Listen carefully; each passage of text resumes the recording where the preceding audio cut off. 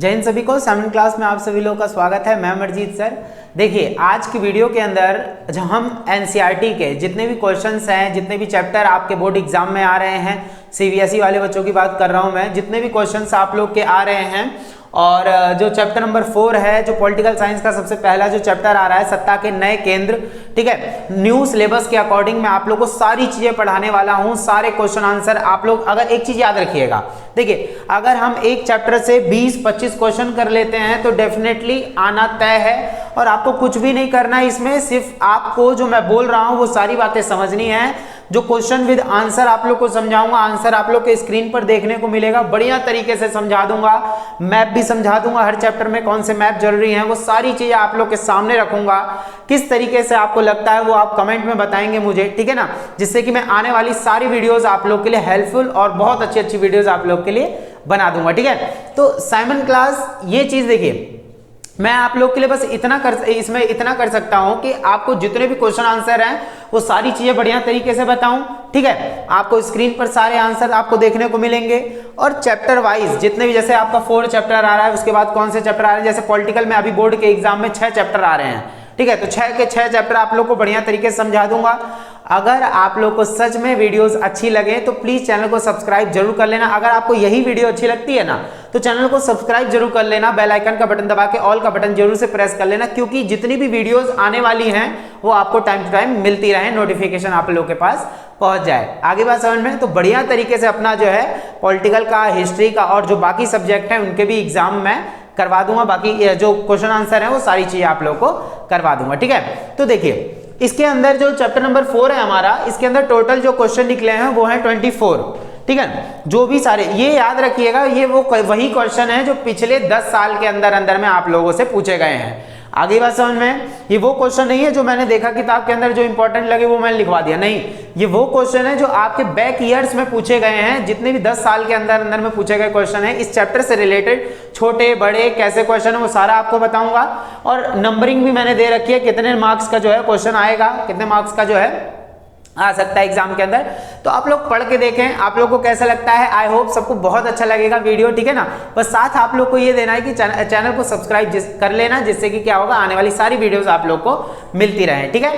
तो चलिए देखते हैं, सबसे पहला हम स्टार्ट करने वाले हैं हमारा सबसे पहला क्वेश्चन, ठीक है। तो देखते हैं अपना पहला क्वेश्चन। देखिए सबसे पहले जो आपका क्वेश्चन बनेगा इसमें वो क्या है कि देखिए चैप्टर 4 के ही मैं आप लोग को करवा रहा हूं, ठीक है। उसके बाद जो चैप्टर नंबर 5 है उसका भी करवाऊंगा, फिर जो चैप्टर जैसे 9 आएगा वैश्वीकरण उसका भी करवाऊंगा। आपको हर चैप्टर के मतलब एक वीडियो के अंदर एक चैप्टर आपको पूरा कंप्लीट देखने को मिल जाएगा, ठीक है। अगर अच्छा लगे तो लाइक जरूर कर देना उसको, ठीक है ना, और कमेंट भी करना ताकि मुझे पता लग जाए कि आपको और चीजें क्या चाहिए, ठीक है ना। चलिए सीबीएसई में हमने कदम रखा है तो आई होप बढ़िया तरीके से जमेंगे और 7th क्लास को बहुत आगे तक लेकर जाएंगे, बस सपोर्ट करिएगा आप लोग, ठीक है। देखते हैं सबसे पहला जो क्वेश्चन आप लोग देख सकते हैं अपने स्क्रीन पर यहां पर कि चीन ने बाजार की अर्थव्यवस्था को पेश करने में अपने रास्ते का अनुसरण किया, 4 उपयुक्त कारणों के साथ जो है इस कथन को सही ठहराते हैं। तो मतलब किस तरीके से आपको इसमें बताना है, ठीक है। देखिए चीन ने बाजार की अर्थव्यवस्था को पेश करने में, चीन ने कैसे कैसे अपनी बाजार को आगे बढ़ाया। आप लोगों ने ये तो पता होगा कि 1978 से पहले चीन का जो है व्यापार ज्यादा नहीं होता था, मुक्त व्यापार की नीति नहीं अपनाई थी चीन ने, बड़ी बेकार व्यवस्था थी चीन की। तो ये चीज धीरे धीरे डेवलप करी चीन ने और अपने आप को पूरे विश्व भर में कैसे फैलाया, वही सारी चीजें हम यहाँ पे पढ़ने वाले हैं। तो जैसे कि आप लोग अपने स्क्रीन पर उस साइड देख सकते हैं आंसर इसका, तो किस तरीके से आपको आंसर बताना है जरा ध्यान से सुनिएगा, इसलिए मैंने आप लोग के सामने रखा है ताकि आप कंफ्यूजन में ना आए, बढ़िया तरीके से इसको समझ सके, ठीक है। अपने स्क्रीन पर आप लोग देख सकते हैं बढ़िया तरीके से, देखिए क्या है। तो चीन ने बाजार की अर्थव्यवस्था को पेश करने में अपने रास्ते का अनुसरण किया, 4 उपयुक्त तर्क हैं। लिखने का भी तरीका मैंने आपको इसमें बता रखा है, आप लोग जाएं चैनल में उसकी प्लेलिस्ट में जाकर देखें कि लिखने का तरीका कैसे है, एग्जाम में किस तरीके से लिखा जाता है, वो सारी चीजें मैंने आप लोगों को बता रखा है, ठीक है ना, हेल्प हो जाएगी बहुत ज्यादा। तो पहला है चीन ने अपनी अर्थव्यवस्था को खोला, ठीक है। चीन, सबसे पहला ही पॉइंट आप लोग को दिख रहा होगा, चीन ने अपनी अर्थव्यवस्था को खोला। अर्थव्यवस्था खोलने का मतलब क्या है, अपने मुक्त व्यापार की नीति अपनाई, और चीन ने मुक्त व्यापार की नीति कब अपनाई थी, 1978 में। आगे बात समझ में, जब अमेरिका से दोस्ती वगैरह की थी, वो तो आने वाले क्वेश्चंस के अंदर हम सारी स्टोरी पढ़ते जाएंगे टाइम टू टाइम। आगे बात समझ में, देखिए तो पहला है चीन ने अपनी अर्थव्यवस्था को खोला। दूसरा है कृषि का निजीकरण किया 1982 में, कृषि का निजीकरण किया था 1982 में। वहीं उद्योगों का निजीकरण किया था 1998 में। तो ये चीन ने किया था। चीन ने अपनी अर्थव्यवस्था को ऊंचा करने के लिए 1982 में खेतों का जो है कृषि का निजीकरण कर दिया। निजीकरण मतलब होता है प्राइवेटाइजेशन कर देना उसका, ठीक है। और 1998 में क्या कर दिया, उद्योगों का निजीकरण कर दिया।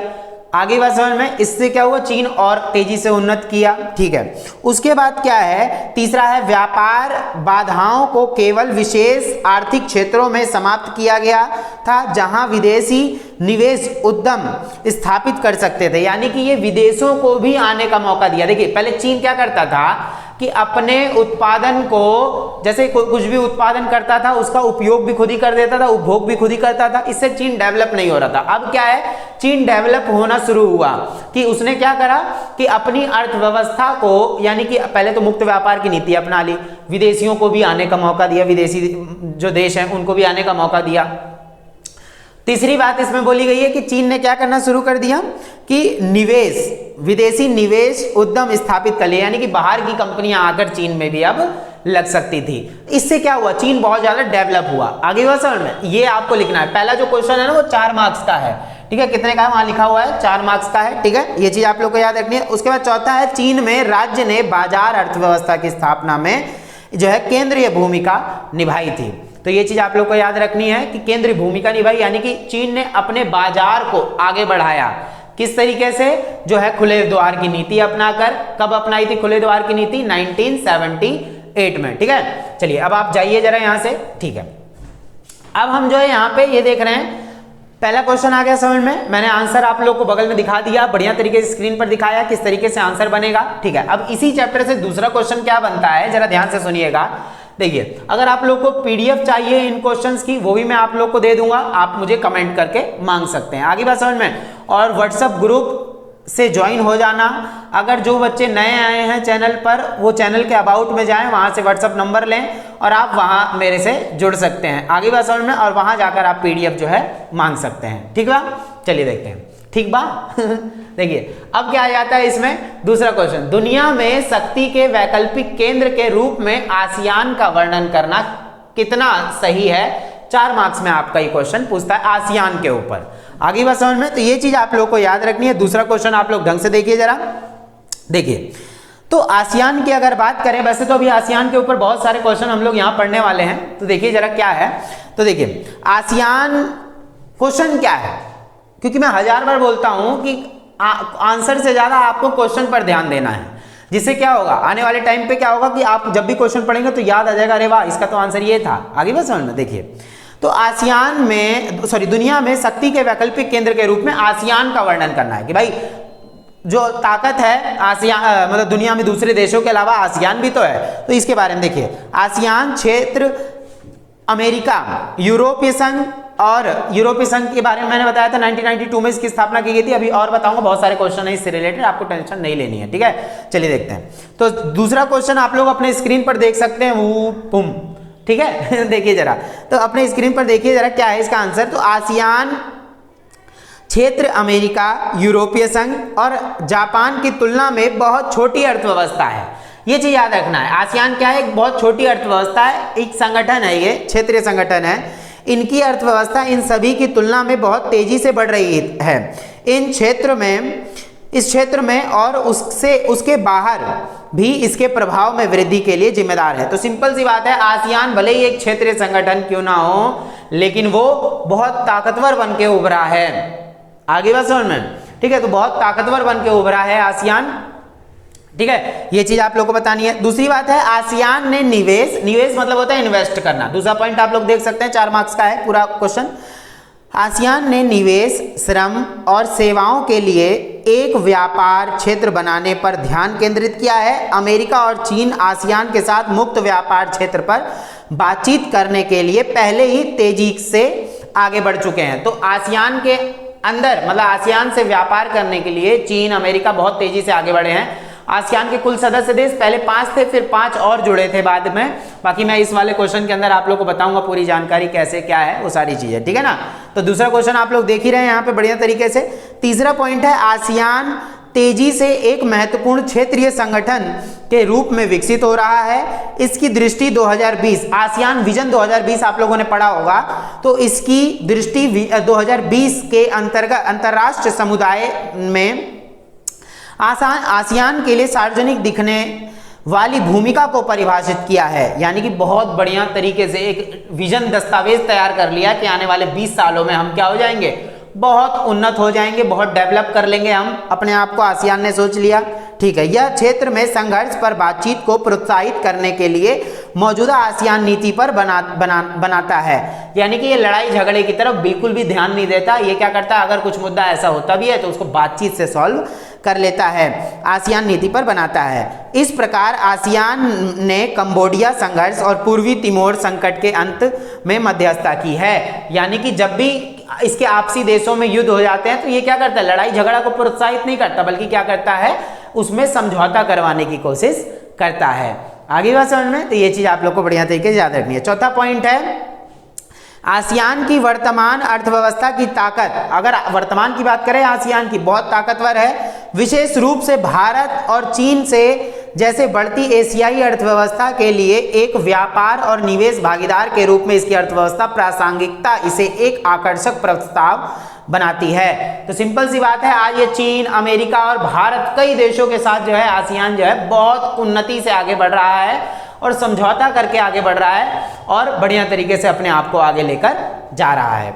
ये चीज आप लोग को बढ़िया तरीके से याद रख लेनी है। आगे बात समझ में, तो ये हमने आसियान के बारे में। चलिए आप जाइए अब यहाँ से आसियान के। देखिए अगर तीसरे क्वेश्चन की बात करें तो तीसरा क्वेश्चन हमारा 2 मार्क्स का आएगा, जिसमें आसियान की फुल फॉर्म और FTA क्या है उसके बारे में पूछता है और कैसे कैसे जो है इसकी स्थापना हुई। तो सिंपल सी बात है, आप लोग अपने स्क्रीन पर देख सकते हैं इसका जो आंसर है वो क्या है। सबसे पहले आसियान की अगर बात करें तो 1967 में जो है आसियान की स्थापना की गई थी। आगे बात समझ में, आसियान जो है इसका फुल फॉर्म देखें तो जो है इसमें दक्षिण पूर्व एशियाई जो है राष्ट्रों का संगठन, ठीक है, दक्षिण पूर्व एशियाई राष्ट्रों का संगठन ये हो गया, ठीक है। और इंग्लिश में बोले तो क्या होगा कि association of south east Asian Nations, ठीक है, ये चीज हो जाएगी इंग्लिश में इसकी फुल फॉर्म, ठीक है। अब आ जाता है FTA। FTA क्या है भाई, तो FTA का भी आप देख सकते हैं इसमें free trade area, free trade area, FTA free trade area. तो ये सिंपल सा इसका अर्थ क्या हुआ कि आप मुक्त व्यापार को बढ़ावा दें,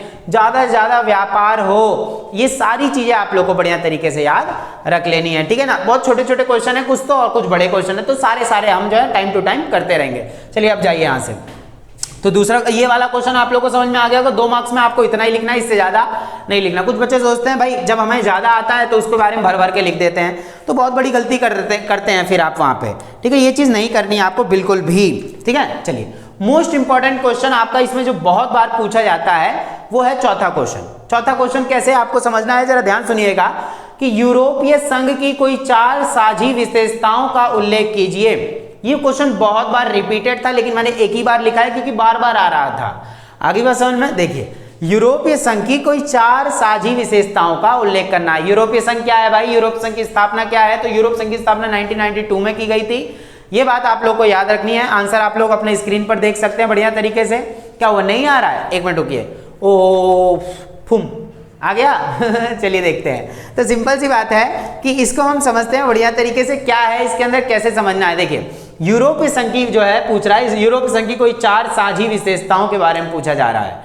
तो यूरोपीय संघ की 4 साझी विशेषताएं, देखिए मैं आप लोगों को पहले बता देता हूं कि जब दूसरे विश्व युद्ध में, जब जो दूसरा विश्व युद्ध 1939 से 45 तक चला था, दूसरे विश्व युद्ध में जब जो है इसमें क्या नाम है, हाँ, यूरोप की, पश्चिमी यूरोप की अर्थव्यवस्था बहुत बुरी तरीके से प्रभावित हुई थी। उसी अर्थव्यवस्था को दोबारा से खड़ा करने के लिए अमेरिका के द्वारा एक जबरदस्त मदद की गई थी। उसी योजना को मार्शल योजना के नाम से जाना गया। मार्शल योजना के तहत बहुत सारे उसमें छोटे छोटे संगठन, एजेंसियां वगैरह बनाई गई थी, ठीक है। लेकिन वही सारी एजेंसियां खत्म करके 1992 में सिर्फ एक संगठन बना दिया गया, कौन सा, यूरोपीय संघ। आगे बात समझ में, तो यूरोपीय संघ की हम यहाँ कुछ विशेषता देखने वाले हैं, वो आप लोग ढंग से सुनिएगा। देखिए यूरोपीय संघ की अनेक चीजें, देखिए यूरोपीय संघ की, क्वेश्चन आप लोग को आंसर दिख रहा होगा स्क्रीन पर, ठीक है, ध्यान से देखिए उसको।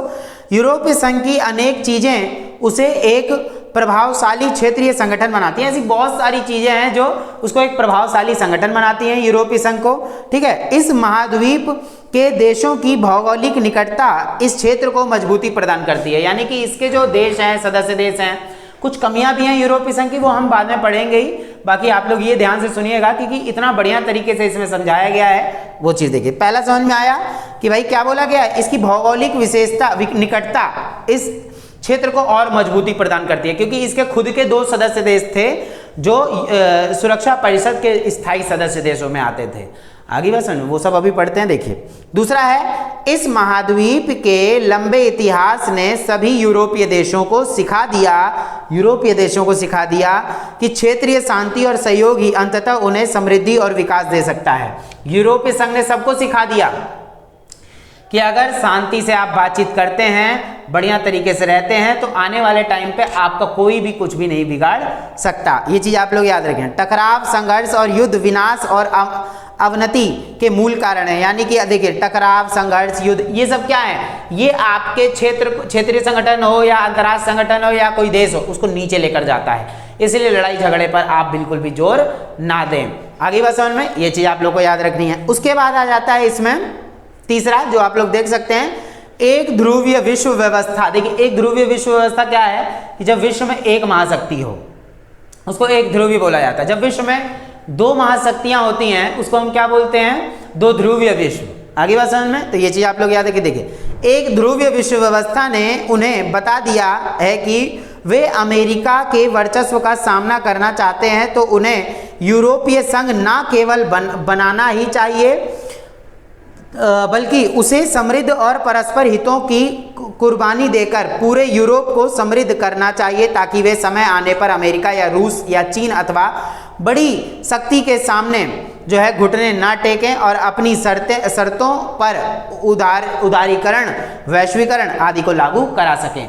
आप अपने आप को इतना मजबूत कर लें, जैसे 2005 में यूरोपीय संघ अमेरिका से 3 गुना ज्यादा बड़ा हो चुका था। आगे बस समझ में, यूरोपीय संघ क्या है कि उससे ज्यादा ताकतवर हो चुका था। तो ये सिंपल सी बात है कि आप क्या करें कि इसको जो यूरोपीय संघ है उसको आगे लेकर गए, बहुत ताकतवर बनाया, डॉलर से 3 गुना ज्यादा जो है इसकी कीमत हो गई। तो सिंपल सी बात है, यूरोपीय संघ की मुद्रा थी यूरो, तो उसको बहुत ज्यादा जो है आगे लेकर जाया गया। तो ये तीसरा पॉइंट था। चौथा पॉइंट है आपका, देख सकते हैं स्क्रीन पर, कि यूरोपीय संघ का आर्थिक, राजनीतिक, कूटनीतिक तथा सैनिक प्रभाव बहुत जबरदस्त है। छोटे क्वेश्चन आएंगे तो उसमें मैं आप लोग को बताऊंगा ही कैसे कैसे क्या है, ठीक है, वो देखिए। तो यूरोप संघ का आर्थिक, राजनीतिक, कूटनीतिक मतलब होता है अपनी तरीके से काम करना, दिमाग लगा के, सैनिक प्रभाव बहुत जबरदस्त है। 2005 में यह दुनिया की सबसे बड़ी अर्थव्यवस्था बनकर उभरा था। इसका सकल घरेलू उत्पाद जीडीपी जो है 12,000 अरब डॉलर से भी कहीं ज़्यादा हो चुका था, जो अमेरिकी के लिए थोड़ा ज़्यादा था अमेरिका से।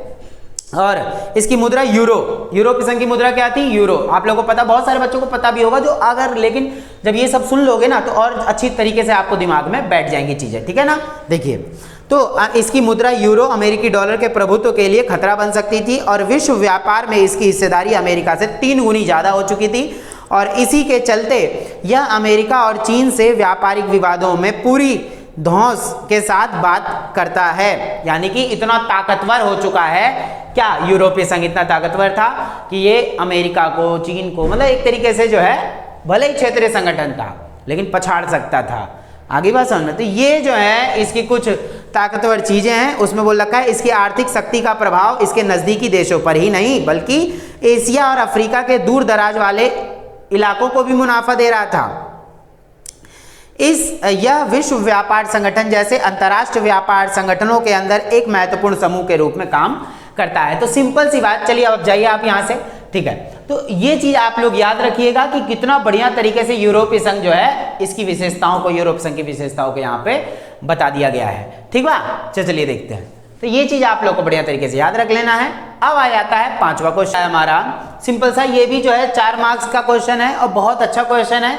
यूरोपीय संघ के बारे में अगर आप लोगों ने इतना पढ़ लिया तो उसके बारे में अलग अलग करके भी पूछ लेता है एग्जाम के अंदर। देखिए, यूरोपीय संघ ने अपना राजनीतिक और कूटनीतिक प्रभाव किस प्रकार जो है कार्यान्वित किया, यानी कि राजनीतिक और कूटनीतिक प्रभाव किस प्रकार से जो है ये आगे लेकर गया है यूरोपीय संघ, ठीक है ना। तो देखते हैं सब, इसका आंसर आप लोग अपने स्क्रीन पर देख सकते हैं, ठीक है ना। तो देखिए अब इसमें क्या है, ये क्यों आई है बीच में महारानी जी, आप जाइए भाई, इनको बच्चों को पढ़ना है ना, आप बाद में आइएगा, आपको बाद में पढ़ाया जाएगा, ठीक है ना। चलिए डिस्टर्ब नहीं करें आप बार बार बीच में आके, है ना। चलिए जाइए, मक्खी महारानी है हमारे यहाँ सदस्य हैं ये ठीक है। तो देखिए जरा, चलिए आप जाइए यहाँ से, हाँ इनको पढ़ने दीजिए। देखिए, अरे आप कहाँ चले गए आंसर जी, आप वापिस आइए। तो देखिए अब ये आए हैं वापिस, अब जरा आप लोग ध्यान से देखिएगा इनको, ये भी मक्खी उड़ा ले गई थी इनको। चलिए देखते हैं तो यूरोपीय संघ के बारे में। देखिए यूरोपीय संघ ने अपना राजनीतिक और कूटनीतिक प्रभाव किस प्रकार जो है कार्यान्वित किया। राजनीतिक और कूटनीतिक मतलब जो तरीके से काम करना, दिमाग लगा के। देखिए यूरोपीय संघ का राजनीतिक और कूटनीतिक प्रभाव जो है, यूरोपीय संघ का राजनीतिक और कूटनीतिक प्रभाव भी कम नहीं है। राजनीतिक भी अच्छा है, कूटनीतिक भी अच्छा है। इसके दो सदस्य देश ब्रिटेन और फ्रांस, देखिए मैंने बताया था दो सदस्य देश ब्रिटेन और फ्रांस जो सुरक्षा परिषद के खुद स्थायी सदस्य हैं, और जो इसके सदस्य रहेंगे वो तो ताकतवर होगा ही, सिंपल सी बात है। तो ये चीज आप लोग को याद रखनी है। देखिए यूरोपीय संघ के कई जो है, हाँ यूरोपीय संघ के कई और देश सुरक्षा परिषद के स्थायी सदस्यों में शामिल हैं। इसके चलते यूरोपीय संघ अमेरिका समेत सभी मुल्कों की नीतियों को प्रभावित करता है। ईरान के परमाणु कार्यक्रम से संबंधित अमेरिकी नीतियों को हाल के दिनों में प्रभावित करना इसका एक उदाहरण है। और चीन के साथ मानवाधिकारों के उल्लंघन और पर्यावरण विनाश के मामलों पर धमकी या सैनिक शक्ति का उपयोग करने की जगह कूटनीतिक, यानी कि दिमाग लगाया इसने, लड़ाई नहीं किया, लड़ाई बिल्कुल भी नहीं किया, बल्कि दिमाग लगा के थोड़ा सा पेशेंस रख के उस चीज को संभाला यूरोपीय संघ ने राजनीतिक और कूटनीतिक तौर पर, ठीक है। तो बोला गया है कि मानवाधिकारों के उल्लंघन और पर्यावरण विनाश के मामलों पर धमकी या सैनिक शक्ति का उपयोग करने की जगह कूटनीतिक, आर्थिक निवेश और बातचीत की इसकी नीति ज्यादा प्रभावी साबित हुई। तो यूरोपीय संघ ने क्या करा, बातचीत करी, तरीके से मामला संभाला, लड़ाई झगड़े को जोर नहीं दिया। ये किसने किया, यूरोपीय संघ ने किया। तो कूटनीतिक और राजनीतिक मामला आया समझ में। इसमें क्या है कि लड़ाई झगड़े पर जोर ना देना, बल्कि दिमाग लगा के कूटनीतिक तौर पे उस चीज को अच्छे से सॉल्व कर देना। आगे बात समझ में, ये चीज आप लोग को बढ़िया तरीके से याद रख लेनी है, ठीक है ना। चलिए अब जाइए यहां से। तो सिंपल सी बात है, ये हमने कर लिया। कौन सा क्वेश्चन था, ये हमारा था जो है 5वां क्वेश्चन, ठीक है। ये चीज समझ में आ गई बात आप लोग के अच्छे तरीके से, ठीक है। देखिए ये क्वेश्चन कराने का बस मकसद एक ही है, अगर आप लोगों को कुछ भी नहीं करना है, आंसर आपके सामने है, क्वेश्चन मैं बता रहा हूं, पिक्चर के साथ दिखा रहा हूं, ताकि आप लोग को और अच्छे तरीके से समझ में आ जाए और आपको और अच्छे तरीके से जानना। वैसे तो आपको सारे आंसर तो मैं दिखा ही रहा हूं, अगर आपको पीडीएफ भी चाहिए तो भी आप मुझे बता सकते हैं अच्छे तरीके से। आगे बात समझ में, चलिए तो ये चीज आप लोग याद रखें। और जो व्हाट्सएप ग्रुप से ज्वाइन होना चाहता है वो जाए, व्हाट्सएप ग्रुप से तुरंत ज्वाइन हो, चैनल के अबाउट से नंबर लें और बढ़िया तरीके से सारी तैयारी। अभी चैप्टर नंबर 4 करवा रहा हूं, आने वाले टाइम पे सारे चैप्टर एग्जाम से पहले तक तो बहुत अच्छे तरीके से आपको सारे चैप्टर्स के जो है क्वेश्चन आंसर करवा दूंगा। जिसने समझ लिया, देखिए आपको मैं ये नहीं बोल रहा कि कॉपी में उतारो ऐसा कुछ करो, आपको बस समझना है बैठ के। जब आपने लेक्चर सुन लिया ना बढ़िया तरीके से, तो आप कभी नहीं बोल सकते वो सारी बातें, ठीक है, दिमाग में बैठ जाएंगी, ठीक है ना। तो इस तरीके से बहुत सारे बच्चों के कमेंट थे कि सर सीबीएसई वालों के लिए भी कुछ करिए, इसलिए मैं जो है ये सारी चीज आप लोग के सामने लेकर आया हूं, ठीक है ना। चलिए तो ये क्वेश्चन आप लोगों ने बढ़िया तरीके से जो है समझ लिया है।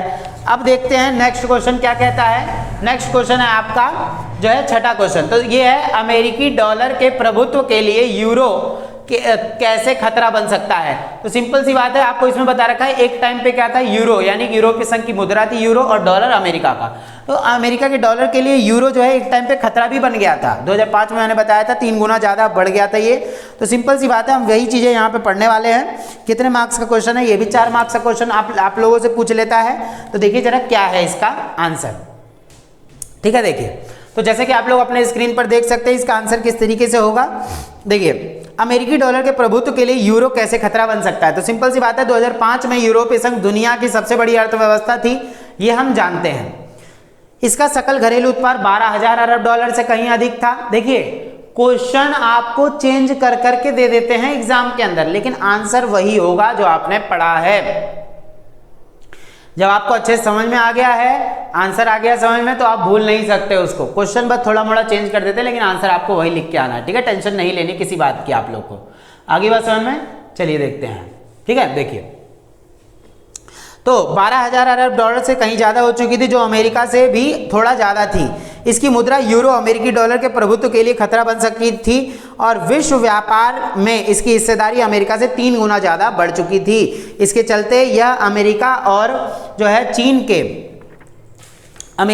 चीन के जो है व्यापारिक विवादों में पूरी धौंस के साथ बात कर सकती थी। यानी भाई अब यूरोपीय संघ भी एक बहुत बड़ी ताकत बन चुकी थी। आगे बात समझ में, तो अमेरिका, चीन, इन सबको टक्कर दे सकता था एक टाइम पे यूरोपीय संघ। ठीक है, तो बहुत ताकतवर थी। इसकी आर्थिक शक्ति का प्रभाव इसके नज़दीकी देशों पर ही नहीं बल्कि एशिया और अफ्रीका के दूर दराज वाले, देखिए यही क्वेश्चन हमने ऊपर भी पढ़ा था लेकिन क्वेश्चन अलग था, आंसर सेम है, तो कंफ्यूजन में नहीं आना। क्वेश्चन कई बार चेंज भी दे देते हैं लेकिन आंसर आपको वही लिखना है। आगे बात समझ में, ढिंचक करते जाओ, बढ़िया तरीके से पढ़ते जाओ। देखिए तो अफ्रीका के दूर दराज के मुल्कों पर भी यह जो है असर रखता है अपना। यह विश्व व्यापार संगठन जैसे अंतर्राष्ट्रीय व्यापार संगठनों के अंदर महत्वपूर्ण समूह के रूप में काम करता है। तो आंसर आप लोगों ने देखा, बहुत इजी है, बस समझना है, सुन लोगे तो जिंदगी भर याद हो जाएगा। जिंदगी भर क्या जरूरत है, बढ़िया तरीके से उसको ये अगर आपने सुन लिया तो याद पक्का रहने वाला बहुत लंबे टाइम तक। ठीक है, एग्जाम में आप लोग बढ़िया तरीके से लिख सकते हैं। ठीक है, चलिए आंसर जी आप जाइए अब यहाँ से। चलिए अब ये चीज आप लोगों को क्लियर हो गई होगी छठे क्वेश्चन के बारे में। ठीक है, अब हम पढ़ने वाले हैं यहाँ पे जो है 7वां क्वेश्चन है आपका, यूरोपीय संघ के गठन का कारण क्या था, क्यों यूरोपीय संघ की स्थापना की गई थी। मैंने आप लोगों को पहले बता दिया यूरोपीय संघ की स्थापना कब हुई थी, 1992 में की गई थी। ठीक है ना, तो बाकी जितने भी संगठन थे उससे पहले कि यूरोप के वो सारे खत्म कर दिए गए और यूरोपीय संघ एक मुख्य संगठन बना दिया गया। ठीक है, तो ये चीज थी कि यूरोपीय संघ के गठन का कारण क्या था। तो चले देखते हैं इसका आंसर क्या है। आंसर जी आप प्रकट होइए जरा यहाँ। ठीक है, देखिए जरा इनको, आंसर जी को देखिए। तो सोवियत संघ के विघटन के बाद, आप लोग को ये पता होगा कि 1991 में सोवियत संघ का विघटन हुआ था। ठीक है, उसके बाद जो सोवियत संघ के जो टूटे हुए गणराज्य थे वो यूरोपीय संघ में जाकर शामिल होना चाहते थे, लेकिन कई देशों ने इनको आने से मना कर दिया था। तो यही चीज बोला जाता है यूरोपीय संघ, यूरोपीय संघ की कुछ कमियों में भी आ जाता है। आगे बात समझ में, तो देखिए जरा, तो सोवियत संघ के विघटन के बाद यूरोपीय देशों की क्षतिग्रस्त अर्थव्यवस्था को सुदृढ़ बनाने तथा मार्शल योजना के अंतर्गत अमेरिकी वित्त सहायता को अधिकाधिक प्राप्त करने हेतु यूरोपीय संघ का गठन किया गया था। यानी कि सोवियत संघ के विघटन के बाद ऐसे बहुत सारे देश थे जो इसमें सोवियत संघ में शामिल होना यूरोपीय संघ में शामिल होना चाहते थे, लेकिन कई देशों ने जो है इनमें आने से इनको मना कर दिया था। तो ये चीज आप लोग को याद रखनी है। और यूरोप की अर्थव्यवस्था को बढ़िया तरीके से और अच्छे तरीके से चलाने के लिए जो है यूरोपीय संघ की व्यवस्था गठन किया गया था। कब किया गया था, 1992 में। ठीक है, कब किया गया था, 1992 में यूरोपीय संघ की स्थापना की गई थी, ताकि यूरोप की अर्थव्यवस्था को बहुत अच्छे तरीके से चलाया जा सके। ठीक है, 2 मार्क्स का क्वेश्चन है, बहुत छोटा आंसर है, तो ये चीज आप लोग को याद रख लेनी। ठीक है, आंसर जी आप जाइए यहाँ से। चलिए अब आ जाते हैं नेक्स्ट क्वेश्चन पे। नेक्स्ट क्वेश्चन आपका क्या है, नेक्स्ट क्वेश्चन बोलता है, 8वां क्वेश्चन है, चीन अर्थव्यवस्था की उन्नति के लिए उत्तरदायी कारकों की व्याख्या कीजिए। 6 मार्क्स का, यानी बड़ा चीनी अर्थव्यवस्था की उन्नति के लिए उत्तरदायी कारकों की व्याख्या कीजिए। कि भाई चीन की अर्थव्यवस्था जो उन्नत की, तो चीन की अर्थव्यवस्था इतनी ज्यादा उभरी, आगे बढ़ी, तो उसके पीछे कारण क्या था, वो क्वेश्चन समझ गए, आंसर आ जाएगा समझ में। देखिए तो 1970 के दशक में, आंसर जी प्रकट हो जाइए जरा, देखिए आ गए हैं आंसर जी, अब जरा ध्यान से सुनिए। ठीक है, तो क्या बोला गया, देखिए 1970 के दशक में, 1970 के बाद चीन ने अपनी विदेश नीति में भी परिवर्तन किया। और देखिए विदेश नीति में भी परिवर्तन किया था, मैंने आप लोगों को बताया 72, 73, 78 अमेरिका से दोस्ती, फिर उसको व्यापार कैसे बढ़ाया, और 78 में जो है कैसे जो है इसने मुक्त व्यापार को अपना लिया चीन ने। तो ये चीज़ थी। देखिए अपनी विदेश नीति में भी परिवर्तन किया और समाजवादी अर्थव्यवस्था को भी एक नई दिशा दी। इसके बाद विशेषकर 1980 के बाद इसका आर्थिक विकास तेजी से हुआ, क्योंकि 1978 में तो चीन ने क्या अपना लिया था, मुक्त व्यापार की नीति। ठीक है, इससे क्या हुआ, 1980 तक तो ये बहुत डेवलप करना शुरू हो गया। आज इसकी आर्थिक विकास दर विश्व में सबसे अधिक है, बहुत तेजी से आज चीन आगे बढ़ा है, उन्नति की है उसने। इसने एक प्रकार से समाजवादी तथा पूंजीवादी पूंजीवादी दोनों प्रकार की अर्थव्यवस्थाओं की विशेषताओं का मिश्रण।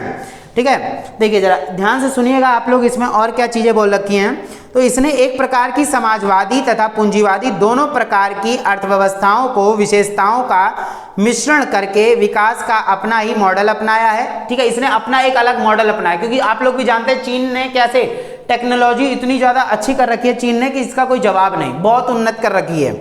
ठीक है, इसे समाजवादी पूंजीवादी अर्थव्यवस्था भी कहा जाता है। समाजवादी भी है और पूंजीवादी भी है, क्योंकि अमेरिका से दोस्ती करा तो पूंजीवाद को भी तो सपोर्ट किया, इसलिए समाजवादी और पूंजीवादी दोनों कहा जाता है। आरंभ में चीन की अर्थव्यवस्था तथा सभी वित्तीय संस्थाएं उत्पादन और वितरण के साधन राज्य के स्वामित्व में थे। उद्योगों तथा कृषि भूमि का सामूहिकरण किया गया, परंतु 1978 के बाद, जैसे मैंने बताया था इसने मुक्त व्यापार की नीति अपनाई थी, 1978 के बाद अर्थव्यवस्था में परिवर्तन किया गया और उसमें सुधार के कदम उठाए गए। इसके बाद उसका आर्थिक विकास आरंभ हुआ। चीन बहुत उन्नत किया, कब? जब इसने जो है आर्थिक जो है मतलब एक तरीके से मुक्त व्यापार की नीति अपनाई, उसके बाद बहुत डेवलप हुआ। तो बताया गया चीन अर्थव्यवस्था की उन्नति के लिए निम्नलिखित कारक उत्तरदायी हैं। तो सबसे पहला आ रहा है उत्तरदायी कारक क्या होंगे, क्योंकि ज़्यादा मार्क्स का है इसलिए मैं बता रहा हूँ आप लोग को। तो इसमें पहला बोल रखा है, मतलब उन्नति के कारण में पहला बोल रखा है 1972 में उसने राजनीतिक तथा आर्थिक एकांतवास की नीति को समाप्त करके, यानी पहले अकेले हर चीज करता था लेकिन अब सबके साथ मिलकर, तो उसने क्या करा, अमेरिका के साथ जो है संबंध स्थापित करे। 1972 में अमेरिका से दोस्ती करी। ठीक है, और इससे विदेशी व्यापार का रास्ता खुला। ठीक है, अब आया 73 में दूसरा पॉइंट 19, जैसे आप लोग देख भी रहे होंगे, मस्त तरीके से नाचते रहो बढ़ते रहो। 1973 में चीन के प्रधानमंत्री चौ एन लाई ने कृषि, सेना और विज्ञान प्रौद्योगिकी में, चीन के प्रधानमंत्री कौन थे? चौ एन लाई, 1973 के टाइम पे। तो आधुनिकीकरण कर दिया, प्रौद्योगिकी में आधुनिकीकरण किया कि प्रक्रिया आरंभ की और परंपरागत तरीके से मुक्ति पाना आरंभ कर दिया, यानी बढ़िया तरीके से जो है चीन ने डेवलप अपने आप को करना शुरू कर दिया। आगे बात समझ में, ये चीज आप लोग याद रख लें। और तीसरा बोल रहा है इसमें, तीसरा क्या है कि तीसरा क्या है कि 1978, इसमें तो खुद मुक्त व्यापार की नीति मैंने बताया ही है आप लोग को। देखिए 1978 में चीन ने खुले द्वार की नीति अपनाई और विदेशी मुद्रा, विदेशी पूंजी के चीन में निवेश के द्वारा खुले तौर पर आई और सबने जो है बढ़िया तरीके से व्यापार वगैरह करना शुरू कर दिया। आगे बात समझ में, ये चीज़ आप लोग याद रखिएगा।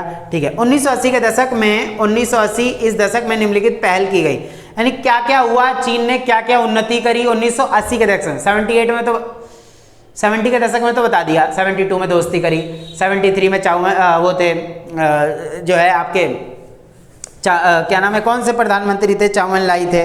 ठीक है, तो चौ एन लाई ने कैसे जो है इसकी उन्नति करी, 78 में मुक्त व्यापार की नीति अपनाई। जब 80 का दशक आया तो चीन ने और क्या क्या करा, क्या क्या चीज़ें उन्नत करी, वो चीज़ आप लोग याद रखिएगा। 82 में जो है कृषि का निजीकरण करा। ऐसे ही आने वाले टाइम पे यहाँ के उद्योग लगभग पूंजी, जैसे तीसरा ग दिख रहा होगा आप लोग को, यहाँ के उद्योग लगभग पूंजीवादी अर्थव्यवस्था के अधीन रखे गए और मतलब साम्यवादी तो अपना ही रखा था समाजवादी चीन ने, और उसके साथ साथ पूंजीवाद को भी सपोर्ट करा। इससे क्या हुआ, चीन बहुत तेजी से डेवलप होता चला गया। आगे बात समझ में, तो ये चीज आप लोग याद रखिएगा। चलिए आंसर महाराज, अब आप जाइए यहाँ से। ठीक है, चलिए, तो ये चीज तो आप लोग को याद हो गया होगा बढ़िया तरीके से, कैसे कैसे जो है चीन ने उन्नति की राह पर अपने कदम आगे बढ़ाए थे। तो ये वाला जो है ये हो चुका है। ठीक है ना। देखिए अब जो है हम लोग इसमें 9वां क्वेश्चन करने वाले हैं। किस तरीके से, ये क्वेश्चन आप लोगों ने बहुत जगह सुना भी होगा और बहुत बड़ा क्वेश्चन है, मतलब अच्छा क्वेश्चन है, मस्त क्वेश्चन है और पूछा भी जाता है। आसियान विजन 2020 के लिए आसियान की स्वप्न दृष्टि यानी विजन की व्याख्या कीजिए। तो आसियान विजन 2020 क्या है, वो चीज 2 नंबर में भी पूछ लेता, बड़े में भी पूछ लेता है। तो बड़े में पूछेगा तो आपको कैसे आंसर देना है, अपने स्क्रीन पर देखिए जरा आंसर कैसे होगा। ठीक है, तो ये चीज आप लोग याद रख लेना बढ़िया तरीके से। ठीक है, देखिए जरा, तो सबसे पहले आसियान विजन 2020 क्या है। तो आसियान ने एक अपना स्वप्न देखा कि 2020 तक क्या होगा कि हम बहुत बड़ी एक अर्थव्यवस्था बनकर उभरेंगे। अपनी नीति के वजह से, कूटनीति के वजह से, राजनीति की वजह से बहुत अच्छी अर्थव्यवस्था बनकर जो है हम यहाँ पर उभरेंगे। तो ये चीज आप लोग को बढ़िया तरीके से याद रख लेनी है। आगे बात समझ में, तो ये चीज आप लोग याद रखिए। देखिए सबसे पहला जो आपका बन रहा है इसमें वो है बुनियादी रूप से आसियान एक आर्थिक संगठन था वह ऐसा ही बना रहा। आर्थिक मतलब सबको फायदा करता था, मतलब सारे देशों को, जो भी इसके 10 देश शामिल थे इसमें, उसको सबको फायदा पहुंचाता था। आसियान क्षेत्र की कुल अर्थव्यवस्था अमेरिका, यूरोपीय संघ और जापान की तुलना में काफ़ी छोटी है, पर इसका विकास इन सबसे अधिक तेजी से हो रहा है और इसके चलते इस क्षेत्र में इससे बाहर इसके प्रभाव में तेजी से वृद्धि हो रही है। यानी चीन ने बहुत तेजी से उन्नति करी है, सॉरी चीन बोल दिया, आसियान ने बहुत तेजी से उन्नति करी है। तो आसियान विजन, यही सारी उन्नति को देखकर ही आसियान बोलता है कि 2020 तक ये हालांकि आया और बढ़ा भी 2020, आज 2022 चल रहा है, तो 2020 तक तो बहुत बड़ी अर्थव्यवस्था बनकर जो है ये आसियान उभरा भी था। दूसरा पॉइंट, आसियान आर्थिक समुदाय का उद्देश्य। देखिए आसियान के 3 स्तंभ हैं, आसियान आर्थिक समुदाय, आसियान जो है सांस्कृतिक जो है समुदाय और आसियान सुरक्षा समुदाय। ये तो आप लोगों को पता होगा, तीनों उनके नाम से ही उनका काम था। आसियान के 3 स्तंभ थे, तो वो देखिए बोला गया आसियान आर्थिक समुदाय का उद्देश्य आसियान देशों का साझा बाजार और उत्पादन आधार तैयार करना तथा इस इलाके के सामाजिक और आर्थिक विकास में मदद करना। आसियान के जितने भी देश हैं सारे देशों की जो है इसमें मदद करी जाती है, मतलब बढ़िया तरीके से जो है मदद की गई है। ठीक है, तो ये चीज़ आप लोग को बढ़िया तरीके से याद रखनी है। ठीक है, आसियान के जो सदस्य देश हैं वो सदस्य देश कौन कौन से हैं, तो इसमें आप लोग याद रखिएगा Indonesia, Malaysia, Singapore, Philippines, Thailand. उसके बाद जो बाकी देश जुड़े थे 5 और, Brunei, Darussalam, Vietnam, Laos, Myanmar, Cambodia. ये जो 10 देश इसमें शामिल थे, ये 10 देश ही जो हैं इसमें क्या करते हैं, बढ़िया तरीके से अपना जो है कार्य वगैरह करते हैं। तो दूसरा मैंने आप लोग को बता दिया। तीसरा है इसमें, यह संगठन इस क्षेत्र के देशों के आर्थिक विवादों को निपटाने के लिए बनी मौजूदा व्यवस्था को भी सुधारना चाहेगा। यानी कि जो आपस में जो वाद विवाद होता है तो उस वाद विवाद को सुलझाने के लिए भी बहुत हद तक जो है ये आपस में देश मदद करते हैं, आसियान मदद करता है उनकी। आगे बात समझ में, देखिए भले ही थोड़ा बहुत टाइम लगता है, वीडियो लंबी हो जाती है, लेकिन आप लोग समझा करें। यहाँ कोई कॉमेडियन वीडियो तो नहीं बन रही है जो आप लोग समझेंगे, जो 4 मिनट में 5 मिनट में ख़त्म हो जाएगा। ये जो है हम लोग सारे क्वेश्चन आंसर कर रहे हैं। जब आप लोगों ने क्वेश्चन आंसर कर लिए तो बढ़िया तरीके से आपको समझ में आ जाएगा। आप लोग खुद जानते हैं कि इतने सारे क्वेश्चन आंसर जब आप कर लेंगे तो आपका चैप्टर बढ़िया तरीके से कवर हो जाएगा। हर तरीके से आप लोग कर सकते हैं, क्वेश्चन कैसा भी आएगा, क्योंकि बोर्ड एक ही बार ही होगा और बढ़िया तरीके से प्रदर्शन करें उसमें आप। ठीक है ना, मज़ा आ जाएगा फिर। देखिए, और चौथा इसमें दे रखा है, आप लोग देख सकते हैं, आसियान ने निवेश, श्रम और सेवाओं के मामले में मुक्त व्यापार क्षेत्र बनाने पर भी ध्यान। कौन याद कर रहा है भाई मुझे इतना? देखिए जरा, तो आसियान के निवेश, श्रम और सेवाओं के मामले में मुक्त व्यापार क्षेत्र बनाने पर भी ध्यान दिया है। इस प्रस्ताव पर आसियान के साथ बातचीत करने की पहल अमेरिका और चीन ने कर भी दी है। सिंपल सी बात है। तो आसियान ने क्या करा है, आसियान विजन 2020 के अंदर आपको बस यही बताना है कि 2020 तक आते आते आसियान, हालांकि बीत चुका है 2020, लेकिन ये क्वेश्चन के अंदर बोला गया कि विजन 2020 क्या था कि बस 2020 आते आते जो है चीन, सॉरी ये भारत चीन याद रहा, तो ये जो आसियान है विश्व की बहुत बड़ी एक अर्थव्यवस्था बनकर उभरेगा और अमेरिका, चीन, रूस सबके साथ एक बहुत अच्छे संबंध स्थापित करेगा। भारत के साथ भी आज इसका बहुत अच्छा संबंध है। तो क्लियर है, तो वही चीज़ है। फिर रिपीटेड नीचे दे रखा है, इसको कोई वैसे जरूरी नहीं है बताना, आप लोग देख सकते हैं, जिसको समझना है बढ़िया तरीके से यहाँ से समझ सकता है, क्योंकि वो रिपीटेड ही है फिर। ठीक है, तो आसियान के बारे में बताना, इसका व्यापार कैसे बढ़ता चला गया, अच्छे तरीके से कैसे इसने विकास अपने टाइम पे किया था। तो यही है आसियान विजन 2020। ठीक है, आप लोग देख सकते हैं, इसको बढ़िया तरीके से समझ लें, स्क्रीनशॉट भी ले सकते हैं और समझ लें इसको अच्छे तरीके। ठीक है ना, जो बच्चे व्हाट्सएप ग्रुप से जुड़ना चाहते हैं वो आकर जुड़ें, बढ़िया तरीके से उनकी तैयारी सारी मैं करवा दूंगा, आप लोग को टेंशन नहीं लेना है। ठीक है ना, पॉलिटिकल हिस्ट्री और साथ साथ जो बाकी सब्जेक्ट हैं उनकी भी मैं आप लोग को तैयारी करवा दूंगा। ठीक है ना, चलिए बस साइमन क्लास का आप लोग सपोर्ट बनाए रखें, क्योंकि साइमन क्लास को अभी बहुत आगे तक जाना है, ये बात आप लोग को भी पता है।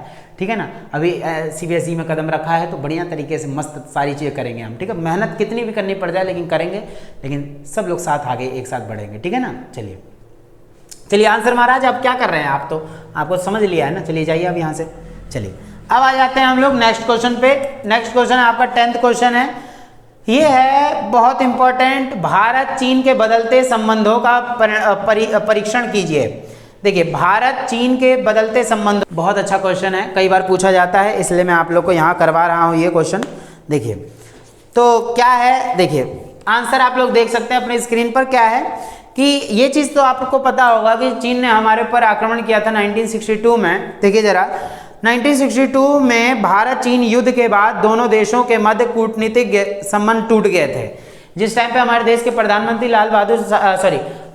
नेहरू जी थे, उस टाइम पे चीन ने हिंदी चीनी भाई भाई के नारे हमने लगाए थे खूब 1949 में, लेकिन हुआ क्या था, और पंचशील का समझौता भी किया था उसके बाद, लेकिन हमको धोखा मिला था। 1962 में हमारे ऊपर आक्रमण कर दिया गया था। ठीक है, तो देखिए जरा कि इसके बाद 1976 में फिर से यह संबंध स्थापित हुआ। इसी बीच 1970 के उत्तरार्ध में चीन में नेतृत्व बदलने का कारण परिस्थितियां बदली और अब वैचारिक मुद्दों की जगह व्यवहारिक मुद्दों को सामने लाया गया। यानी कि अब चीन ने दोस्ती करना शुरू करा सबसे अच्छी तरीके से, इसीलिए विवादास्पद मुद्दे गौण होते चले गए, यानी कि खोते चले गए, खत्म होते चले गए। गौण मतलब होता है खत्म हो जाना।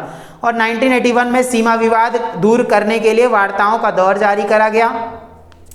भारत और चीन के बीच में अच्छे संबंध स्थापित किए गए और संबंधों के नए दौर की कुछ महत्वपूर्ण बातें इस प्रकार हैं। जैसे अच्छे संबंध कैसे कब बने भारत और चीन के साथ, वो पूछता है तो आप बता सकते हैं। पहला देखिए आप लोग अपने स्क्रीन पर कि का है 1988 में प्रधानमंत्री राजीव गांधी ने चीन की यात्रा की और जिसके बाद सीमा विवाद पर यथास्थिति बनाए रखने की पहल की गई। यानी बहुत बढ़िया तरीके से 1988 में राजीव गांधी दौरा करने गए थे चीन का। ठीक है ना, ये चीज़ आप लोग याद रखिएगा, ये है। ठीक है, उसके बाद आता है विज्ञान और प्रौद्योगिकी, संस्कृति आदान प्रदान एवं व्यापारिक विस्तार के लिए सीमा पर 4 पोस्ट खोलने के लिए समझौते किए गए। यानी कि प्रौद्योगिकी के लिए, सांस्कृतिक, जैसे आज हम लोग चीन के साथ बहुत बड़े स्तर पर व्यापार करते हैं, बहुत बड़े स्तर पर व्यापार करते हैं, अच्छे संबंध ही तो हैं, इसीलिए तो ना, ये चीज याद रखिएगा। उसके बाद आता है 1999 से द्विपक्षीय व्यापार यानी 30% की दर से बढ़ा है। इस समय दोनों देशों के बीच 18 अरब डॉलर के से अधिक कारोबार बढ़ रहा है बहुत तेजी से। आज के टाइम की बात करें, वर्तमान की, तो चीन के साथ हमारा बहुत उन्नति तरीके से व्यापार हो रहा है। आगे कोरोना के टाइम पे थोड़ा बिगड़ा था मामला, लेकिन दोबारा सुधर रहा है। विश्व व्यापार संगठन जैसे अन्य आर्थिक संगठनों के मामले में दोनों देशों की नीतियां एक जैसी हैं। यानी कि आर्थिक संगठनों के मामले पर और जो है व्यापार संगठन के मामले पर हमारी जो नीतियां हैं दोनों ही एक जैसी दिखती हैं। आगे बात समझ में, तो ये चीज़ आप लोग को बढ़िया तरीके से याद रख लेनी है। कोई दिक्कत? तो 4 पॉइंट में आप ये 4 बातें बढ़िया तरीके से लिख सकते हैं। ठीक है ना। तो और अगर सहयोग की बात करें तो चीन और भारत का जो आपसी सहयोग है ना, आपसी सहयोग बहुत उन्नत है, बहुत अच्छे तरीके से सहयोग है दोनों का। तो इसमें परस्पर सहयोग, शांति एवं सद्भाव, ठीक है, और सांस्कृतिक संबंध, व्यापार को बढ़ाना, ये आप लोग अपने स्क्रीन पर देख सकते हैं किस तरीके से जो है ना इनके अच्छे संबंध जो है स्थापित हुए हैं और बढ़िया तरीके से आप इसको देख सकते हैं। आगे बात समझ में, तो चीन और भारत के जो संबंध हैं वो हमने पढ़ लिए हैं। चलिए अब आप जाइए यहाँ से। ठीक है, भूख लग गई है बहुत तेज, बोलते बोलते ना भूख लग जाती है ना, खाना भी लाना चाहिए फिर। चलिए देखिए का जो नेक्स्ट क्वेश्चन बोल रहा है 11th क्वेश्चन, मास्ट्रिक्ट संधि क्या है? तो मास्ट्रिक्ट संधि का क्या अर्थ है? तो सिंपल सी बात है, मास्ट्रिक्ट संधि का क्या अर्थ होता है, तो इसमें क्या बताया गया देखिए जरा ध्यान सुनिएगा। मास्ट्रिक्ट संधि आप लोग अपने स्क्रीन पर देख सकते हैं। मास्ट्रिक्ट संधि द्वारा यूरोपीय संघ की स्थापना 7 फरवरी 1992 को हुई थी, ये तो हमें पता ही चल गया है। इस संधि के द्वारा एक मुद्रा यूरो सभी यूरोपीय देशों के लिए बनाई गई थी। ये सारी क्या है, सभी यूरोपीय देशों के लिए ये मुद्रा जो है बनाई गई थी। ये बात आप लोग को याद रख लेनी है। इसमें क्या गया था, इस संधि के द्वारा एक मुद्रा यूरो सभी देशों के लिए बनाई गई थी। यानी मास्ट्रिक्ट संधि जब की गई थी तो एक मुद्रा रख दी गई यूरो, तो सभी देशों को जो है इसमें माननी पड़ेगी। आगे बात समझ में, ये चीज आप लोग को बढ़िया तरीके से याद रख लेनी है। अब आ जाते हैं नेक्स्ट क्वेश्चन पे। छोटे छोटे क्वेश्चन है, इसको तो हम यूं कर लेंगे, हवा में उड़ा देंगे। ठीक है, अब आ जाता है 11th क्वेश्चन। कहाँ है भाई 11th क्वेश्चन? तो देखिए जरा, 11th हो गया, 12th क्वेश्चन करते हैं। तो 12th क्वेश्चन क्या है, अपनी आर्थिक व्यवस्था सुधारने के लिए चीन द्वारा उठाए गए किन्हीं 2 कदमों का उल्लेख करें। 2 मार्क्स का क्वेश्चन है, बहुत छोटा होगा। तो देखिए जरा, अपनी आर्थिक व्यवस्था सुधारने के लिए, रिपीटेड है, बस मैं ऐसे ही बता देता हूँ। चीन ने, देखिए क्वेश्चन देख लीजिए, आंसर देख लीजिए। अपनी आर्थिक व्यवस्था को सुधारने के लिए चीन द्वारा उठाए गए कदम क्या हैं? तो चीन ने आयात के स्थान पर घरेलू उत्पादों को अपनाया। ठीक है, चीन सभी नागरिकों के लिए रोजगार तथा सामाजिक कल्याण सुनिश्चित किया गया। चीन ने अमेरिका के साथ संबंध स्थापित करे और चीन ने खुले द्वार की नीति अपनाई। बहुत छोटे छोटे हैं, इसको हम ऐसी हवा में उड़ाते रहेंगे बढ़िया तरीके से, ठीक है। अब आ जाता है, चलिए अब एक मिनट, अब जाइए जरा यहाँ से, अब पढ़ लेने दीजिए दूसरा क्वेश्चन, ठीक है। अब आ जाता है नेक्स्ट क्वेश्चन, तो वो है आपका पंचशील से क्या अभिप्राय है। हालांकि इस चैप्टर में नहीं पूछा जाता, लेकिन बहुत इंपॉर्टेंट है, इसलिए मैं आप लोग को पढ़ा रहा हूँ ये। देखिए अब बात करें यहाँ पर कौन से क्वेश्चन की, 13वें क्वेश्चन की 13 क्वेश्चन जो है आपका हमारा, वो है पंचशील से क्या अभिप्राय है। तो पंचशील का समझौता हुआ था भारत और चीन के बीच में, ये तो सब बच्चे जानते होंगे। आंसर देखिए जरा, जल्दी जल्दी इसको खत्म करते हैं, ठीक है। देखिए पंचशील का अर्थ है कि 5 सिद्धांत, यानी 5 सिद्धांतों पर चीन और भारत के बीच में जो है समझौता हुआ था। कब हुआ था? 24 अप्रैल 1954 में, ठीक है। 24 अप्रैल 1954 में पंचशील का समझौता हुआ था। पहला सिद्धांत क्या था? एक दूसरे की अखंडता और प्रभुसत्ता को बनाए रखना, एक दूसरे को टूटने ना देना। दूसरा था एक दूसरे पर आक्रमण ना करना। तीसरा था एक दूसरे के आंतरिक मामलों में हस्तक्षेप ना करना। चौथा था शांतिपूर्ण सह अस्तित्व के सिद्धांत को मानना। और पांचवा था आपस में समानता और मित्रता की भावना को बनाए रखना। तो ये है आपका कौन सा क्वेश्चन। देखिए बहुत इजी है, इसलिए मैं इसको बार बार रिपीट नहीं करूंगा, ठीक है। तो 13वां क्वेश्चन आप लोग कर सकते हैं बढ़िया तरीके से। चलिए आप जाइए यहाँ से, ठीक है। उसके बाद आता है नेक्स्ट क्वेश्चन आपका 14th क्वेश्चन। इसमें यूरोपीय संघ के झंडे में दर्शाए सोने के रंग के 12 सितारों के घेरे का क्या महत्व है। तो ये 2 मार्क्स का क्वेश्चन है, बहुत इजी है। आप लोग देख सकते हैं अपने स्क्रीन पर किस तरीके से दिखा रखा है। आप लोग झंडा भी देख सकते हैं यूरोपीय संघ का किस तरीके से दे रखा है। देखिए पहला दे रखा है सोने के रंग के 12 सितारे एकता और समरसता का प्रतीक है, यानी कि समानता का प्रतीक है।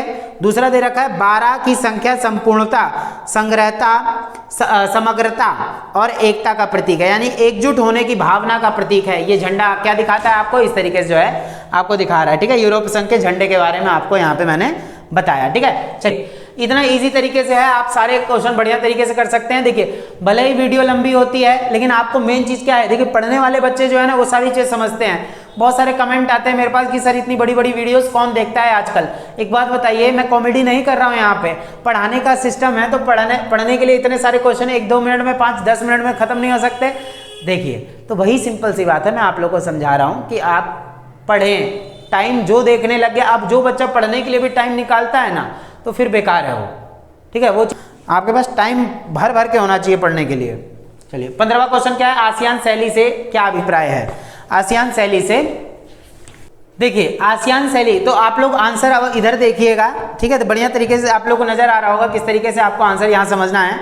आसियान शैली, यानी शैली का मतलब होता है कार्य करने का तरीका। आसियान शैली का कार्य करने का तरीका क्या है? आसियान देशों के बीच औपचारिक, टकराव रहित और सहयोग मूलक जो है सहयोगात्मक मेल मिलाप आसियान शैली कहते हैं, यानी कि बातचीत से जो है उसको तय करना, लड़ाई झगड़ा बिल्कुल भी ना करना। तो ये क्या है? आसियान शैली है, यानी कि आसियान शैली मतलब उसके कार्य करने का तरीका जो टकराव रहित हो और सहयोग मूलक हो, यानी लड़ाई झगड़ा ना हो। जब भी लड़ाई झगड़े का मैटर हो तो सैनिक टकराव तक ना ले जाने देना, वो हो जाता है आसियान शैली। क्लियर है इतना?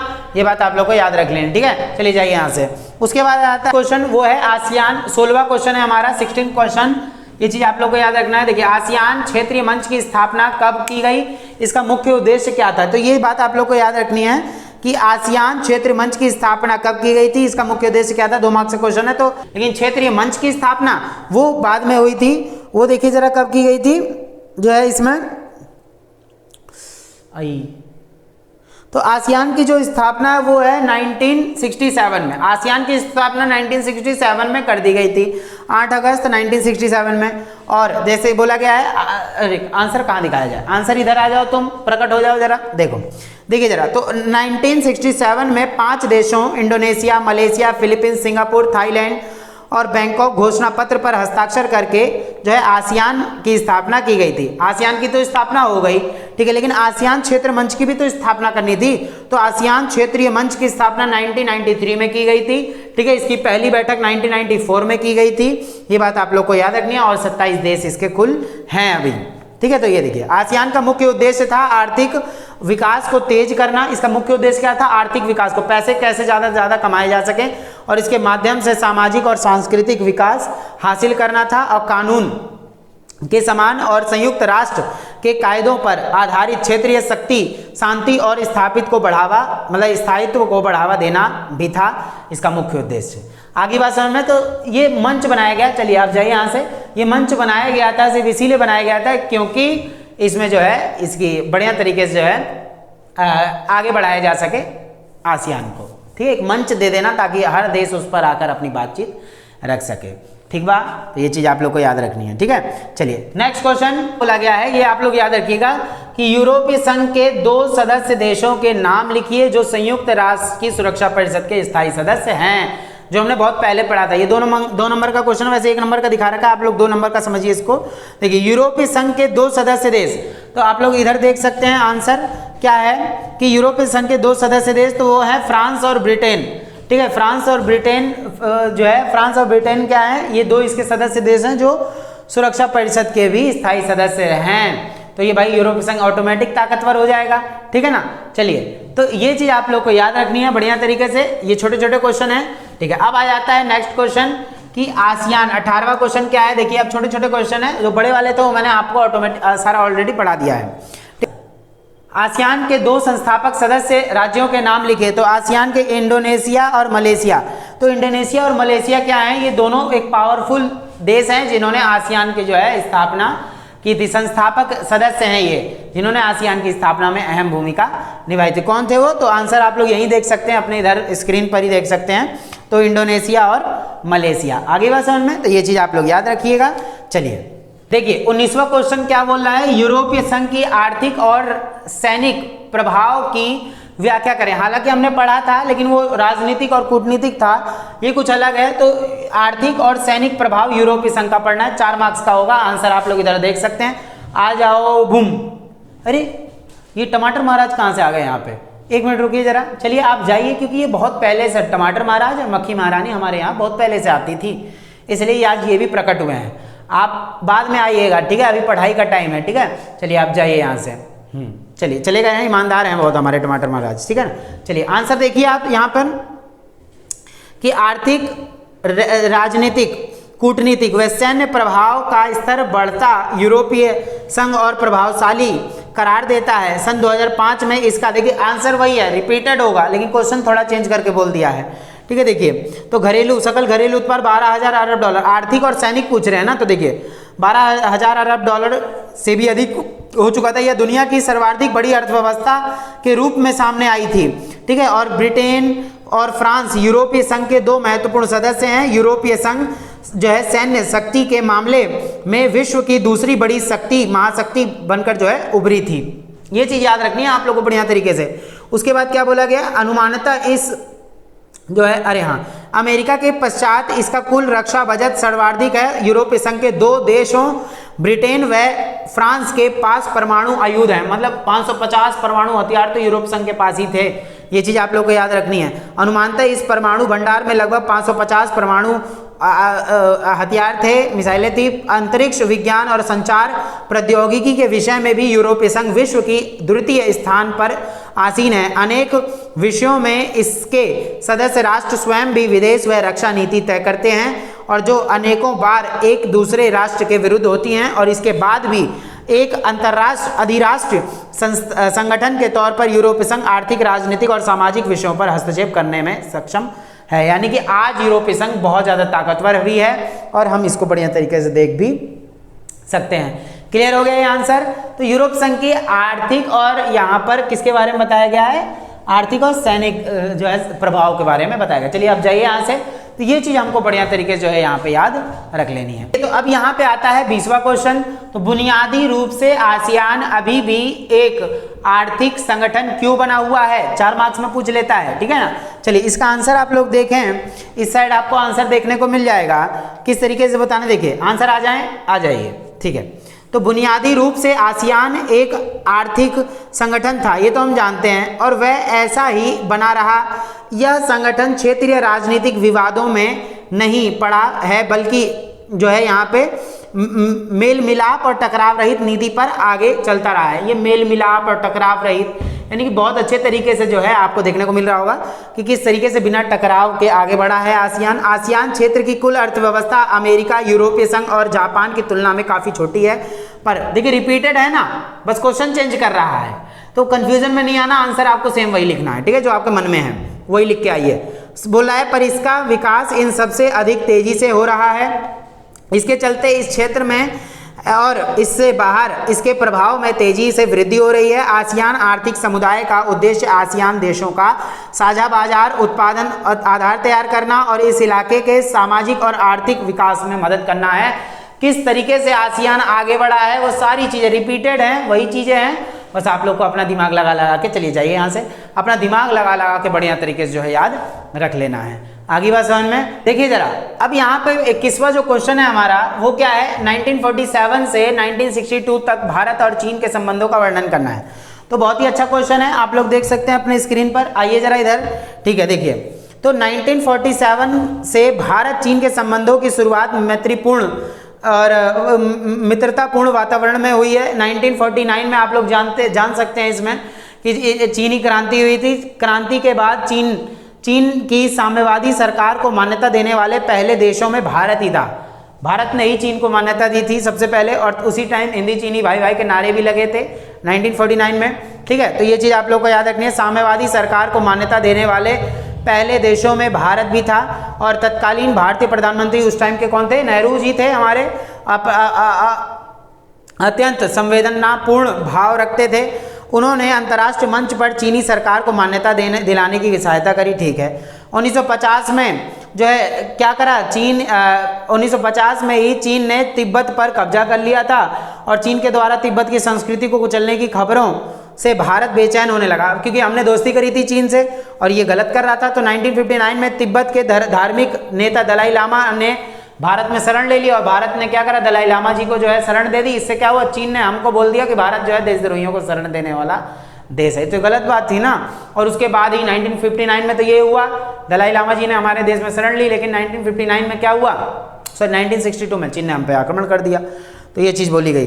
तो वही चीज़ है, भारत के प्रधानमंत्री नेहरू तथा चीन के प्रमुख उस टाइम पे चाउ एन-लाई ने 29 अप्रैल 1954 को पंसील का समझौता भी किया था, ऑलरेडी मैं आप लोगों को बता चुका हूँ। और 1962 के टाइम पे हमारे पर जब आक्रमण किया था चीन ने, तो हमको बहुत गहरा एक धक्का लगा था, बहुत परेशान हुए थे हम, ये चीज़ हमें याद रख लेनी है, ठीक है। तो ये क्वेश्चन आपको समझ में आ गया, 1947 से 1962 तक की कहानी है चीन के अंदर। तो चलिए आप जाइए यहाँ से, ये जो है 22वां क्वेश्चन है, चीन की अर्थव्यवस्था में सुधार के बावजूद चीन की जनता पर किन्हीं 4 नकारात्मक प्रभावों का उल्लेख करें। देखिए बहुत अच्छा क्वेश्चन है, रिपीटेड क्वेश्चन है, जो कई बार पूछा भी गया एग्जाम के अंदर, इसलिए मैंने दिया है। चीन विकास कर रहा है लेकिन फिर भी उसकी जनता परेशान है कुछ चीज़ों की वजह से, नकारात्मक प्रभाव तो बताना है। तो देखिए जरा अपने स्क्रीन पर आप लोग देख सकते हैं इसका आंसर। देखिए तो पहला है, यद्यपि चीन की आर्थिकी में तो नाटकीय सुधार हुआ, लेकिन वहाँ प्रत्येक व्यक्ति को सुधारों का लाभ नहीं मिला था, बहुत सारे लोगों को इसका लाभ नहीं मिला, इसलिए इसका नेगेटिव पॉइंट हो जाता है। उसके बाद आता है, चीन में बेरोजगारी बढ़ी, चीन में क्या है, बेरोजगारी बढ़ी है, तथा लगभग 10 करोड़ लोग रोजगार की तलाश में हैं। बेरोजगारी भी बढ़ी और रोजगार की तलाश में भी लोग पड़े हुए हैं बेचारे, वो था चीन की एक कमियां। तीसरा है, महिलाओं के रोजगार तथा कार्य करने की दशाएं उतनी ही खराब हैं जितनी यूरोप में 18वीं तथा 19वीं सदी में थी। ये चीज़ आप लोग को याद रखनी है कि यहाँ महिलाओं की स्थिति भी वहाँ पे खराब हुई, ये तीसरी चीज़। अब चौथा है पर्यावरण की, आप लोग देखा होगा कि विश्व में कहीं पे भी कोरोना जब नहीं था तो मास्क कहीं नहीं पहना जाता, लेकिन चीन में पहना जाता था सबसे पहले। क्यों? क्योंकि चीन की अर्थव्यवस्था जो है इसी चीज़ से खराब हुई, कोरोना की वजह, मतलब उसकी वजह से, पॉल्यूशन की वजह से। पॉल्यूशन बहुत ज़्यादा है चीन के अंदर, ठीक है ना, तो ये चीज़ थी। चलिए अब जाइए आप यहाँ से। पिछला क्वेश्चन क्या है, चीन को तीव्र गति से वृद्धि करने वाली अर्थव्यवस्था बनाने के लिए चीन के नेतृत्व द्वारा उठाए गए किन्हीं 4 कदमों का वर्णन करें। 4 मार्क्स का क्वेश्चन है, बहुत इजी होगा, आप लोग अपने स्क्रीन पर देख सकते हैं किस तरीके से जो है इसका आंसर आप लोग को देना है। यहाँ पे देखिए रिपीटेड है, 72 के टाइम पे, 1972 के टाइम पे क्या करा कि ठीक है अमेरिका से दोस्ती करी। 73 के टाइम पे कृषि उद्योग और इन सब का जो है इसने शक्तियों पर आधुनिकीकरण करना शुरू करा। रिपीटेड है इसलिए मैं इसको बता नहीं रहा हूँ ताकि आप कंफ्यूजन में ना आए। 73 में खुले द्वार की नीति अपनाई। 82 में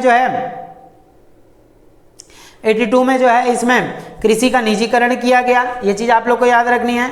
और 1998 में उद्योगों का निजीकरण किया गया विशेष आर्थिक क्षेत्रों में, ठीक है ना, ये चीज़ याद रखनी है। तो ये सारी चीज़ें आप लोग को बढ़िया तरीके जब याद हो जाएंगी तो सब कुछ क्लियर हो जाएगा।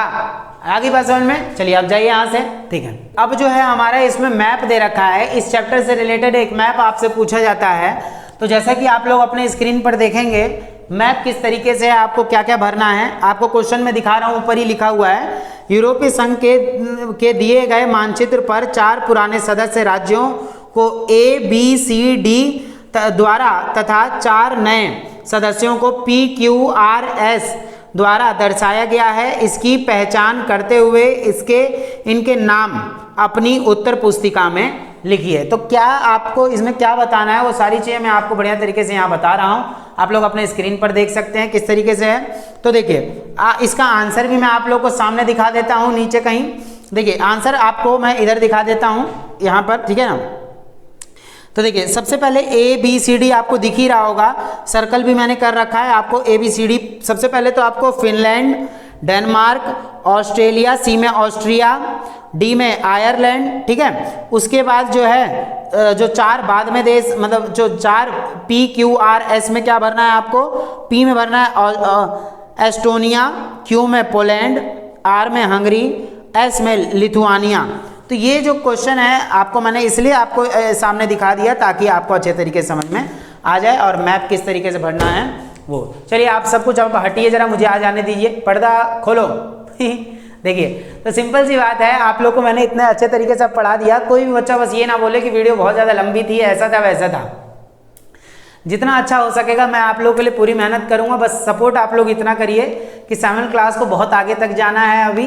तो जिन्होंने अभी तक चैनल को सब्सक्राइब नहीं किया, जो पहली बार चैनल को देख रहे हैं, वो सपोर्ट जरूर करें, जिससे क्या हो आने वाली सारी वीडियोस आप लोग को अच्छी अच्छी मिलती रहेंगी, ठीक है। इसी तरीके से मैं मेहनत करके सारा आप लोग के सामने रखूंगा। अभी चैप्टर नंबर 4 है, फिर जितने भी एग्जाम में आ रहे हैं वो सारा आप लोग को जो है करवाता रहूंगा, ठीक है। तो आप लोग बने रहें चैनल के साथ और सब्सक्राइब जरूर कर लें। अगर आप लोग को सच में वीडियो अच्छी लगी है ना, उसको लाइक जरूर कर देना, ठीक है। तो मिलेंगे हम लोग नेक्स्ट चैप्टर के साथ, फिर से सारे क्वेश्चन आंसर हम लोग करेंगे बढ़िया तरीके से, ठीक है। तो जय हिंद, जय भारत।